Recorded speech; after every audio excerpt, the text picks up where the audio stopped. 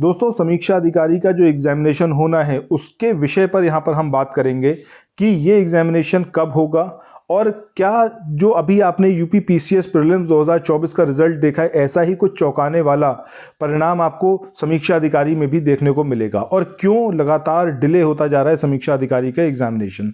सो इस सब के बारे में बात करेंगे।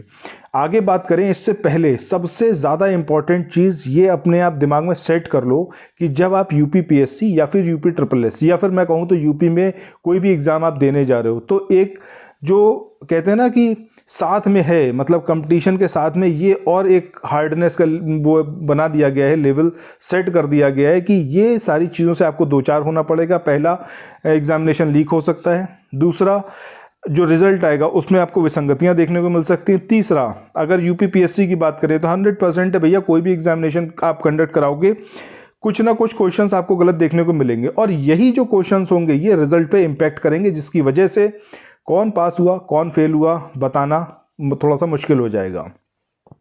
पीसीएस 2024 का भी आपने पेपर देखा था, उसमें तकरीबन 12 क्वेश्चन ऐसे थे जिन क्वेश्चंस को हटाया जाना था, जो क्वेश्चन गलत थे।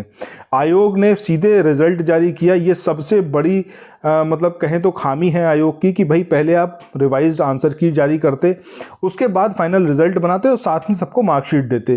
तो एक डाउट वाला पूरा माहौल बना है ना आयोग के अगेंस्ट कि हाँ कुछ ना कुछ धांधली हुई है, तो वो चीज़ नहीं होती। अब इसका इम्पैक्ट क्या है, आगे समीक्षा अधिकारी का एग्जामिनेशन होना है और उसमें तो और ज़्यादा एस्पिरेंट बैठने वाले हैं, तकरीबन 10.5 लाख या 11 लाख के अप्रॉक्स। इतने सारे स्टूडेंट के साथ में यही सेम चीज़ अगर हो गई तो आप समझो कितना ज़्यादा आप मतलब एस्पिरेंट्स का जो अभ्यर्थी हैं उनका आप टाइम वेस्ट कर रहे हो। ठीक है, अब सबसे पहले मैं यहाँ पर एक चीज़ बताऊंगा कि अगर आप ये चाहते हो कि आप इस डिलेमा में ना पड़ो, आप इस चीज़ में ना पड़ो कि भैया प्रीलिम्स मेरा क्लियर होगा कि नहीं होगा, मैं मेंस तक पहुँचूंगा कि नहीं पहुँचूंगा, इसके लिए सबसे ज़्यादा ज़रूरी ये है कि आप ऐसा स्टडी मटेरियल पढ़ के ज़रूर जाओ कि कम से कम भैया जो भी कट ऑफ रहे उस कट ऑफ से 10 क्वेश्चन आप आगे पहुँचो, मतलब 10 क्वेश्चन आपने ज़्यादा करे हों। इसके लिए आप देखना, मैंने पूरा एनालाइज करा है, मैं और दूसरे यूट्यूब चैनल की तरह एकदम ब्लफ यहाँ पर नहीं मार रहा हूँ। इंडियन हिस्ट्री 24 क्वेश्चंस मैंने देखे थे पेपर के अंदर, जो यूपी पीसीएस प्रीलिम्स 2024 का हुआ था, उसमें 17 क्वेश्चन घटना चक्र से हैं। कोई भी आपसे कहे कि आप घटना चक्र स्किप कर दो, बिल्कुल बात मत सुनना। अब देखो किसको क्या पता है क्या नहीं पता है, आपको बताता हूं। अगर घटना चक्र किसी ने एक एक शब्द पढ़ा है तो वो उसकी इंपॉर्टेंस समझ पाएगा और तभी वो इस बात को जज कर पाएगा कि यूपी पीएससी में जो पेपर आ रहे हैं क्या वो घटना चक्र से क्लियर करे जा सकते हैं कि नहीं। मैंने समरी बनाई है और आप यकीन मानो जितने लोगों ने अभी तक समरी लिया है, चाहे वो इंडियन हिस्ट्री का हो गया, चाहे पॉलिटी का, ज्योग्राफी ऑनगोइंग है, इसके अलावा क्रॉनिकल से करंट अफेयर्स, जितना मैंने बनाया है उसके अंदर से ही मैं आपको बता रहा हूँ। जो मैंने पूरा एक पीडीएफ बना के दिया इंडियन हिस्ट्री का, उसमें मैंने यही चीज़ दिखाई है कि कितने क्वेश्चन घटना चक्र से ही हैं। अब घटना चक्र की हार्ड बुक जो है या फिर मतलब ओरिजिनल बुक से जो आप पढ़ोगे, तकरीबन इंडियन हिस्ट्री को पढ़ने के लिए 900 पेजेस पढ़ने पड़ेंगे और उसी का समाधान मैंने दिया है। मात्र 200 पन्ने के आसपास की हिस्ट्री है जिसको आप मल्टीपल टाइम्स रिवाइज करो समीक्षा अधिकारी के लिए। सिमिलरली पॉलिटी को करो, सिमिलरली ज्योग्राफी को करो, उसके बाद जो दूसरे सब्जेक्ट्स हैं उस पर भी बनाएंगे। और क्रॉनिकल से बाहर कुछ भी करंट अफेयर्स नहीं आता, बट 12 महीने की क्रॉनिकल पढ़ना, एक मैगजीन की अगर मैं बात करूं 140, 150, 160 पेजेस के आसपास की रहती है। उसका समरी बनाया है मात्र 27, 28, 30 पेजेस के अप्रॉक्स। उसको आप मल्टीपल टाइम्स पढ़ सकते हो, बट 12 महीने की जो स्टैंडर्ड बुक है, मतलब स्टैंडर्ड बुक यानी कि जो ओरिजिनल बुक है क्रॉनिकल की, करंट अफेयर्स की, उसको पढ़ना क्वाइट इम्पॉसिबल। ठीक है, तो तरीका क्या होना चाहिए कि अगर आप चाहते हो कि समीक्षा अधिकारी में सेम खेल आपके साथ ना हो, कोई सा भी आप कोर्स ले लो, सबके साथ अब दिक्कत क्या है कि बहुत ज़्यादा बल्क में मटेरियल देते हैं, इसलिए मैं बिल्कुल रिकमेंड नहीं करूँगा। मैं आपको बोलूँगा कि जो पीडीएफ मैं आपको प्रोवाइड कर रहा हूँ वो पीडीएफ एक बार ज़रूर देखना। एक सब्जेक्ट की पीडीएफ लेना, आपको खुद क्लियर हो जाएगा कि जो मैं कह रहा हूँ वो कितना ऑथेंटिक है।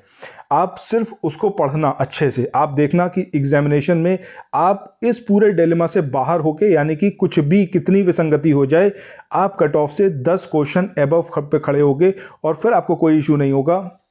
बाकी सब परेशान रहेंगे, इस बात को लिए लड़ते रहेंगे कि भैया हमारा कट ऑफ के पास आसपास नंबर थे, हमारा सिलेक्शन क्यों नहीं हुआ।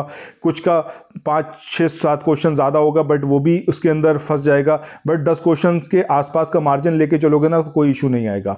सो यहाँ पर मैं आपको क्या समझाने की कोशिश कर रहा हूँ कि आयोग की तरफ से गलतियाँ हुई हैं। पहली गलती कि आयोग ने रिवाइज्ड आंसर की जारी नहीं करी। दूसरी गलती, आयोग ने ये नहीं बताया कि कौन कौन से क्वेश्चंस को हटाया है, कौन कौन से क्वेश्चंस को हमने सबको इक्वल मार्क्स दिए हैं, ये सब कुछ आयोग ने नहीं बताया। ये सबसे बड़ी दिक्कत है आयोग की, आयोग को ये करना चाहिए था। ठीक है, इसके अलावा आयोग को सबकी जो मार्कशीट है वो ज़रूर जारी करनी चाहिए थी। चलो जिस दिन पीडीएफ जारी किया 2-4 दिन 5 दिन और ले लेते, कम से कम ऐसे जारी करते कि पीडीएफ के साथ में आप मार्कशीट भी देते, तब किसी को कोई इशू नहीं होता। बट आयोग ने ये सारी चीज़ें नहीं करी हैं। भगवान जाने क्या इसके पीछे मतलब मंशा रही होगी, क्यों नहीं कराए। लेकिन हाँ, ये सारी चीज़ें एक डाउट तो क्लियर मतलब क्रिएट करती हैं। इससे ये शंका तो ज़रूर होती है कि कुछ ना कुछ घपला हुआ है। मुझे नहीं पता एग्जैक्टली क्या हुआ क्या नहीं हुआ, बट ऐसी चीज़ें आयोग के थ्रू नहीं होनी चाहिए। संवैधानिक संस्था है और इतना तो क्रेडिबिलिटी भैया बना के रखो कि कम से कम पीसीएस जैसे पेपर में तो इस बात को मान के चलें कि सारी चीज़ें एकदम करेक्ट तरीके से होंगी, कोई इसके अंदर विसंगति नहीं होगी। बट ऐसा होता नहीं है। अभी आपने आर्टिकल देखा होगा न्यूज़पेपर में, इसमें लिखा हुआ था कि पिछले 12 जो पीसीएस के एग्ज़ाम हुए उसमें 7 जो हैं उस पर प्रश्न चिन्ह लगाया गया है। क्यों लगाया गया? क्योंकि भैया आयोग काम ही इस तरीके से करता है। 100-150 क्वेश्चन का पेपर आप लोग क्लियर नहीं बना सकते जिसके अंदर कोई भी प्रॉब्लम ना हो, और पूरे साल पता नहीं किस तरीके से काम करते हैं। ठीक है, बहरहाल समीक्षा अधिकारी की बात करें, जून माह को आप मान के चलो, हो सकता है आगे पोस्टपोन हो, ठीक है, बट अभी जून माह मान के चलो तो ठीक रहेगा, फिर आप अपनी तैयारी अच्छे से कर पाओगे। और जो मैंने आपको बताया वो चीज़ आप ज़रूर करना, जो मैं आपको समरी पीडीएफ बता रहा हूँ। पिछला जो मेरा वीडियो रहा था उसमें भी मैंने इसी के बारे में बात करी थी, मैंने कुछ चीज़ें बताई थी आपको कि समरी पीडीएफ आपको क्यों लेनी चाहिए। अब वो सिर्फ इस पर्पज़ से नहीं है कि आप मेरा मतलब कोई स्पेसिफिक कोर्स तो मैं अभी आपको नहीं रिकमेंड कर रहा हूँ, मैं आपको सिर्फ घटनाचक्र रिकमेंड कर रहा हूँ। बट जब आप देखोगे तो आप यकीन मानो आपको लगेगा कि जो आपने इन्वेस्ट किया वो एकदम वर्थ है, और जो आपको मैं दे रहा हूँ, जो समरी पीडीएफ दे रहा हूँ, वो कितनी ज़्यादा वैल्यूएबल है। ठीक है, बाकी चैनल को ज़रूर सब्सक्राइब करना, समीक्षा अधिकारी के लिए बिल्कुल लगे रहो, एक भी दिन वेस्ट मत करो। आयोग पे शंकाएं, आयोग के विरुद्ध जो ट्विटर कैंपेन चलाना है अपनी बात मनवाने के लिए कि भैया डेट जारी करो समीक्षा अधिकारी की, और यूपी पीसीएस के संदर्भ में सारी जो आपकी डिमांड्स हैं उन सब पर जुटे रहो, लेकिन अपनी तैयारी हर क्षण करते रहो। क्योंकि ये चीज़ याद रखना कि अल्टीमेटली सिलेक्ट वही होगा जो आज से पढ़ रहा होगा। जो लोग एकदम सो रहे होंगे और ये चीज़ मान के चल रहे होंगे नहीं हम आयोग के विरुद्ध जो है झंडा बुलंद करना है और सारी जनता उठ खड़ी होगी, तो ये एकदम हाइपोथेटिकल सिचुएशन है, कुछ ऐसा होता नहीं है। बट कोशिश ज़रूर करो, कोशिश तो करनी चाहिए। जो आपके हक की आवाज़ है उस आवाज़ को उठाओ, लेकिन उसके साथ में अपनी तैयारी बिल्कुल मत छोड़ना। ठीक है, बाकी मेरी बात पसंद आई हो तो चैनल को सब्सक्राइब करना, न्यूज़ और नोटिफिकेशन बेल के आइकन को प्रेस ज़रूर करना। और अगर समरी पीडीएफ लेना चाहते हैं तो 9027281376 इस नंबर पर व्हाट्सएप या फिर टेलीग्राम मैसेज के थ्रू मुझसे संपर्क कर सकते हैं। सो थैंक्स फॉर वॉचिंग, मिलते हैं नेक्स्ट वीडियो में, बाय बाय।